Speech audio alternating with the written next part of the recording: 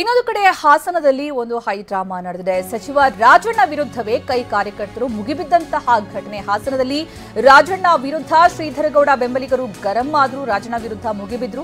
ಹಾಸನದಲ್ಲಿ ಸಿಎಂ ಕಾರ್ಯಕ್ರಮದ ತಯಾರಿಯ ಪೂರ್ವಭಾವಿ ಸಭೆಯಲ್ಲಿ ಈ ಒಂದು ಘಟನೆ ನಡೆದಿದೆ.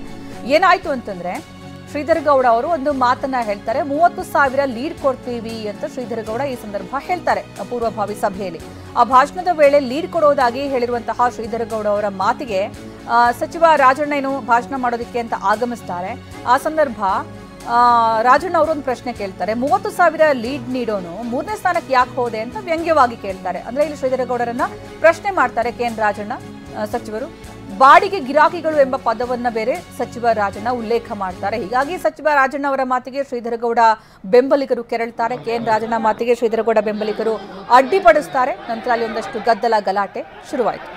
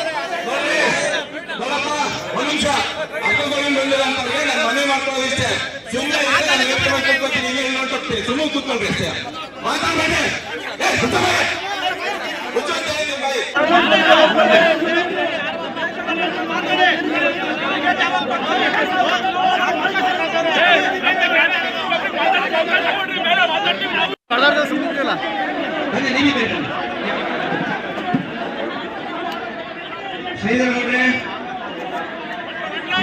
ಈಗ ನಾನು ಮಾತಾಡ್ತಾ ಇದ್ರೆ ನೀವೆಲ್ಲರೂ ಸುಮ್ಮನೆ ಕೇಳಿ. ನಾನು ಇವಾಗ ಚಂದ್ರಶೇಖರ್ ಮಾತಾಡ್ತಾ ಇದ್ದೀನಿ, ದಯವಿಟ್ಟು ಎಲ್ಲ ಸುಮ್ಮನೆ ಇರಬೇಕು, ಯಾರು ಮಾತಾಡಬಾರ್ದು. ದಯವಿಟ್ಟು ಎಲ್ಲ ಸುಮ್ಮನೆ ಇರಿ.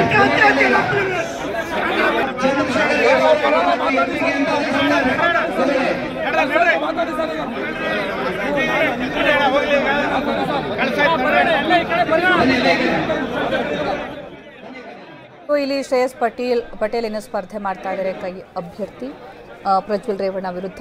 ಸಚಿವ ರಾಜಣ್ಣ ಸಿಎಂ ಕಾರ್ಯಕ್ರಮಕ್ಕೆ ಪೂರ್ವಭಾವಿ ಸಭೆಯಲ್ಲಿ ಭಾಷಣ ಮಾಡುವಂತಹ ಸಂದರ್ಭದಲ್ಲಿ ಒಂದು ಗೊಂದಲ ಉಂಟಾಗುತ್ತೆ. ಕಾರಣ ಏನು ಅಂತಂದ್ರೆ ಅದಕ್ಕೂ ಮೊದಲು ಮಾತನಾಡಿರ್ತಾರೆ ಶ್ರೀಧರಗೌಡ ಅವರು.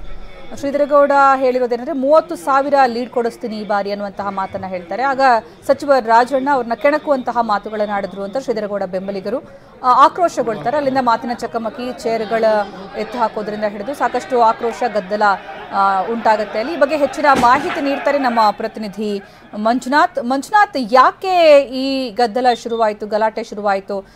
ರಾಜಣ್ಣ ಅವರ ಮಾತೇನಾದ್ರೂ ವ್ಯಂಗ್ಯವಾಗಿ ಭಾಸವಾಯ್ತಾ ಅಥವಾ ರಾಜಣ್ಣ ಅವರ ಮಾತಿನ ಉದ್ದೇಶ ಆದ್ರೂ ಏನಾಗಿತ್ತು?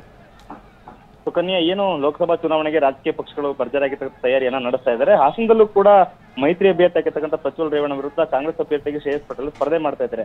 ಮಾರ್ಚ್ 30ನೇ ತಾರೀಕು ಹಾಸನ ಜಿಲ್ಲೆಗೆ ಸಿಎಂ ಅವರು ಬರ್ತಾರೆ ಚುನಾವಣಾ ಪತ್ರ ನಡೆಸ್ತಿರ್ತಕ್ಕಂಥ ಹಿನ್ನೆಲೆಯಲ್ಲಿ ಇವತ್ತು ಹಾಸನ ಜಿಲ್ಲಾ ಕಾಂಗ್ರೆಸ್ ಕಚೇರಿಯ ಆವರಣದಲ್ಲಿ ಪೂರ್ವಭಾವಿ ಸಭೆಯನ್ನ ಕರೆಯಲಾಗಿತ್ತು. ಶಾಸಕ ಶಿವಲಿಂಗೇಗೌಡ ಇದ್ರು, ಉಸ್ತುವಾರಿ ಸಚಿವರಾಗಿರ್ತಕ್ಕಂಥ ರಾಜಣ್ಣ ಕೂಡ ಇದ್ರು. ಈ ವೇಳೆ ಎಲ್ಲ ಪರಾಜಿತ ಅಭ್ಯರ್ಥಿಗಳು ಕೂಡ ಸಭೆಯಲ್ಲಿ ಭಾಗಿಯಾಗಿದ್ರು. ಈಗ ಈ ಸಭೆಯಲ್ಲಿ ಮಾತಾಡಿದಂತ ಅರಕಲಗೂಡು ಕ್ಷೇತ್ರದ ಕಾಂಗ್ರೆಸ್ ಮುಖಂಡರಾಗಿರ್ತಕ್ಕಂಥ ಶ್ರೀಧರಗೌಡ ಅವರು ಈ ಬಾರಿ ನಮ್ಮ ಅರಕಲಗೂಡು ವಿಧಾನಸಭಾ ಕ್ಷೇತ್ರದಿಂದ ಕಾಂಗ್ರೆಸ್ ಅಭ್ಯರ್ಥಿಗೆ 30,000 ಲೀಡ್ ಕೊಡ್ತೀವಿ ಅಂತೇಳಿ ಮಾತಾಡೋರು ಕೂತ್ಕೊಂಡ ನಂತರ ಕೊನೆಯದಾಗಿ ಸಚಿವ ರಾಜಣ್ಣ ಅವರು ಭಾಷಣ ಗೆದ್ದ ಸಂದರ್ಭದಲ್ಲಿ, ಹೌದಪ್ಪ ನಿನ್ನ 30,000 ಲೀಡ್ ಕೊಡ್ತೀನಿ ಅಂತ ಹೇಳ್ತಾ ಇದೀಯಾ, ಹಾಗಿದ್ರೆ ವಿಧಾನಸಭಾ ಚುನಾವಣೆ ಸಂದರ್ಭದಲ್ಲಿ ನೀನ್ ಯಾಕೆ 3ನೇ ಸ್ಥಾನಕ್ಕೆ ಹೋದೆ ಅಂತ ಪ್ರಶ್ನೆ ವ್ಯಂಗ್ಯವಾಗಿಯೇ ಪ್ರಶ್ನೆ ಮಾಡಿದ್ದಾರೆ.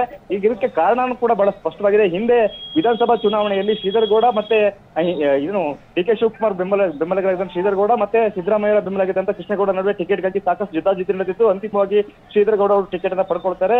ಕೃಷ್ಣೇಗೌಡರು ಪಕ್ಷೇತರವಾಗಿ ಸ್ಪರ್ಧೆ ಮಾಡಿ ಕಾಂಗ್ರೆಸ್ಗೆ ದೊಡ್ಡ ಮಟ್ಟದ ಹಿನ್ನಡೆ ಆಗುತ್ತೆ. ಅದನ್ನ ಇವಾಗ ಪ್ರಶ್ನೆ ಮಾಡಿದಂತ ಉಸ್ತುವಾರಿ ಸಚಿವರು ನೀನು 30,000 ಲೀಡ್ ಕೊಡ್ತಾ ಇದ್ದಾರೆ, ಯಾಕೆ 3ನೇ ಸ್ಥಾನಕ್ಕೆ ಹೋದೆ ಅಂತ ಪ್ರಶ್ನೆ ಮಾಡಿದಾಗ ಅವರ ಅಭಿಮಾನಿಗಳು, ಅವರ ಬೆಂಬಲಿಗರು ಬೆಂಬಲಿಗರು ಸಹಜವಾಗಿ ರಾಜಣ್ಣ ಅವರ ವಿರುದ್ಧ ಆಕ್ರೋಶವನ್ನು ವ್ಯಕ್ತಪಡಿಸ್ತಾರೆ. ನೀವು ಈ ರೀತಿ ಮಾತಾಡಬಾರ್ದು, ಚುನಾವಣೆ ಸಂದರ್ಭದಲ್ಲಿ ನಾವು ಒಗ್ಗಟ್ಟಿಗೆ ಕರ್ಕೊಂಡು ಹೋಗ್ಬೇಕು ಅಂತಕ್ಕಂಥ ಅಸಮಾಧಾನವನ್ನು ವ್ಯಕ್ತಪಡಿಸಿ ಚೇರ್ನ ಬಿಸಾಕ್ತಕ್ಕಂಥ ಘಟನೆ ಕೂಡ ನಡೀತದೆ. ಈ ಸಂದರ್ಭದಲ್ಲಿ ವೇದಿಕೆ ಮೇಲಿದ್ದಂತ ಸಾಕಷ್ಟು ನಾಯಕರುಗಳು ಕಾರ್ಯಕರ್ತರ ಮೇಲೆ ತಿರುಗಿ ಬೀಳ್ತಾರೆ. ಆ ಸಂದರ್ಭದಲ್ಲಿ ಇಡೀ ಸಭೆಯಲ್ಲಿ ಒಂದು ರೀತಿ ಗೊಂದಲ ವಾತಾವರಣ ನಿರ್ಮಾಣ ಆಗುತ್ತೆ. ಸಚಿವ ರಾಜಣ್ಣ ಅವರು ಅನಿವಾರ್ಯವಾಗಿ ಭಾಷಣವನ್ನ ಮೊಟಕುಗೊಳಿಸಿ ವೇದಿಕೆಯಲ್ಲಿ ಕೂರ್ತಕ್ಕಂಥ ಸ್ಥಿತಿ ನಿರ್ಮಾಣ ಆಗುತ್ತೆ. ಇದ್ರ ಮೂಲಕ ಬಹಳ ಸ್ಪಷ್ಟವಾಗುತ್ತೆ ಹಾಸನ ಜಿಲ್ಲಾ ಕಾಂಗ್ರೆಸ್ನಲ್ಲಿ ಎಲ್ಲವೂ ಕೂಡ ಸರಿ ಇಲ್ಲ ಅಂತಕ್ಕಂಥದ್ದು ಈ ಸಭೆಯಲ್ಲಿ ನಡೆದಿರ್ತಕ್ಕಂಥ ಒಂದು ಗದ್ದಲದ ಮೂಲಕ ಬಹಿರಂಗ ಆಗಿರ್ತಕ್ಕಂಥದ್ದು. ಸುಕನ್ಯಾ. ಓಕೆ ಮಂಜುನಾಥ್, ಈಗ ಆಮೇಲೆ ಏನಾಯ್ತು? ಆ ಗೊಂದಲ ಎಲ್ಲ ಹೇಗೆ ಬಗೆಹರಿತಾ ಅಥವಾ ಇನ್ನೂ ಕೂಡ ಅದೇ ರೀತಿಯ ವಾತಾವರಣ ಇದೆಯಾ? ಯಾಕಂದ್ರೆ ಇಲ್ಲಿ ಈ ರೀತಿಯ ಗಲಾಟೆ, ಇದೇ ರೀತಿಯ ಮನಸ್ತಾಪ ಮುಂದುವರೆದ್ರೆ ಶ್ರೇಯಸ್ ಪಾಟೀಲ್ ಅವರಿಗೆ ಇದು ಸ್ವಲ್ಪ ಕಷ್ಟ ಆಗಬಹುದು ಮುಂದಿನ ದಿನಗಳಲ್ಲಿ. ಅದು ಸುಕನ್ಯಾ, ಏನು ಸಭೆಯಲ್ಲಿ ಸಾಕಷ್ಟು ಗೊಂದಲಗಳು, ಈ ಸಭೆಯಲ್ಲಿ ಇದಕ್ಕೂ ಮುನ್ನ ಕೂಡ ಕೆಲವೊಂದಷ್ಟು ಘಟನೆಗಳು ನಡೀತದೆ. ಅದರಲ್ಲಿ ಕಾರ್ಯಕರ್ತರು ಕೆಲವರಿಗೆ ಮಾತಾಡ್ಲಿಕ್ಕೆ ಅವಕಾಶ ಕೊಟ್ಟಿಲ್ಲ ಅಂತೇಳಿ ಪ್ರಶ್ನೆಯನ್ನ ಮಾಡಿ ಕೂಡ ಗದ್ದಲವನ್ನ ಮಾಡಿರ್ತದೆ. ಎಲ್ಲವೂ ಸರಿ ಆದ ನಂತರ ಸಚಿವರು ಮಾತಾಡ್ತಕ್ಕಂಥ ಸಂದರ್ಭದಲ್ಲಿ ಗದ್ದಲ ಆಗಿದೆ. ಕಡೆಗೆ ಈ ಒಂದು ಸಭೆಗೆ ಉಸ್ತುವಾರಿಯಾಗಿ ಬಂದಿದ್ದಂತ ರಾಜ್ಯಸಭಾ ಸದಸ್ಯರಾಗಿರ್ತಕ್ಕಂಥ ಚಂದ್ರಶೇಖರ್ ಅವರು ಎಲ್ಲರನ್ನು ಸಮಾಧಾನ ಮಾಡ್ತಾರೆ. ಕಡೆಗೆ ಶ್ರೀಧರಗೌಡರನ್ನೇ ಕರೆಸಿ ಮತ್ತೆ ಮಾತಾಡಿಸ್ತಾರೆ.